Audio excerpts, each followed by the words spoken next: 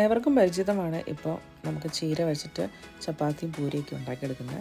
അപ്പോൾ അതുപോലെ ഒരു റെസിപ്പി ആയിട്ടാണ് ഞാൻ വന്നിരിക്കുന്നത്. വളരെ ഈസി ആയിട്ടും ടേസ്റ്റി ആയിട്ടും നല്ല സോഫ്റ്റായിട്ട് എങ്ങനെ നമുക്ക് ചീര വെച്ചിട്ട് നമുക്ക് ചപ്പാത്തിയും അതുപോലെ തന്നെ പൂരി ഉണ്ടാക്കിയെടുക്കാൻ പറ്റുമെന്നാണ് ഞാൻ ഷെയർ ചെയ്യുന്നത്.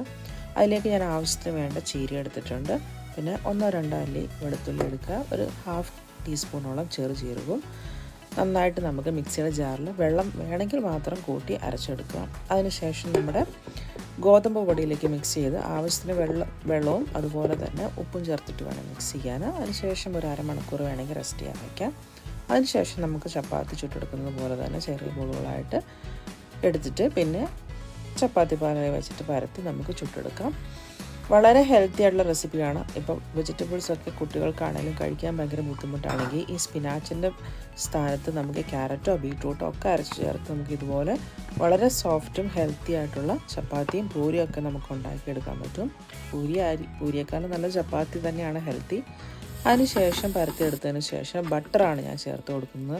സാധാ ഏത് ഓയിലിനേക്കാളും വെളിച്ചെണ്ണയേക്കാളും സൺഫ്ലവർ ഓയിലിനേക്കാളും നല്ലത് ബട്ടർ ചേർത്ത് കൊടുക്കുന്നതാണ്.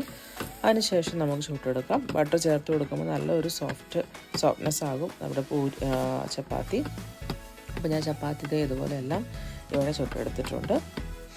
അതുപോലെ തന്നെ നമുക്ക് പൂരി ഇവിടെ പൊരിച്ചെടുക്കാം. അപ്പോൾ എല്ലാവരും ഒന്ന് ട്രൈ ചെയ്യുക. ഈസി ആയിട്ടുള്ള റെസിപ്പിയാണ്, അതുപോലെ തന്നെ ഹെൽത്തി ആയിട്ടുള്ള റെസിപ്പിയാണ്. ബ്രേക്ക്ഫാസ്റ്റോ ലഞ്ചോ ഡിന്നറോ ഏതോ ഓപ്ഷനായിട്ട് നമുക്കും ഇത് കഴിക്കാൻ പറ്റും.